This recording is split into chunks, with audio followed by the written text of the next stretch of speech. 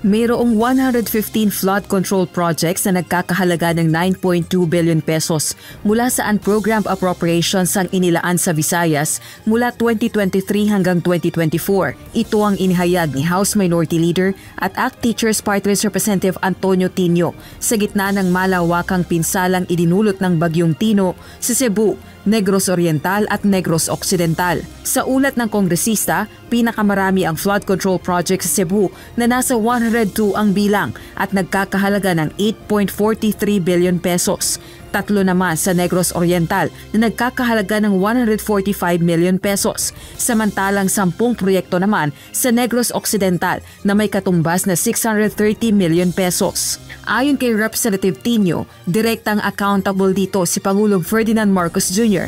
at kailangan nitong ipaliwanag kung bakit hindi naging maayos ang mga proyektong ito.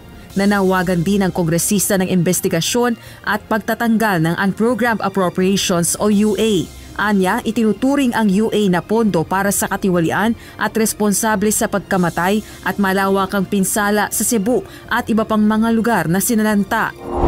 Samantala sa pagbabalik sesyon naman ng Kongreso sa November 10, kabilang sa panukalang batas na ihahain ni House Deputy Minority Leader at Akbayan Party List Representative Percy Sendanya ang nature-based solutions kontra climate change. Sa gitna ito ng patinding epekto ng mga kalamidad sa bansa, tumutukoy ang nature-based solutions sa mga paraan ng pangalaga at paggamit sa kalikasan upang masolusyonan ang mga problema sa kapaligiran at mapabuti ang buhay ng mga tao at iba pang nilalang. Sa panahong ito, now more than ever, ito nangyayari sa ating mga bansa. This calls us to make structural changes, particularly pagdating sa mga nature-based solutions. Kinakailangan sa lalo madaling panahon, ipasa ang mga panukalang batas na ito para i-mitigate yung impact ng climate change sa ating bansa.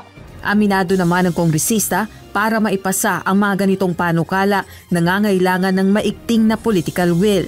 Rosalie Coz, UNTV News and Rescue. Diyos ang aming sandigan, serbisyo publiko ang aming pinahahalagahan.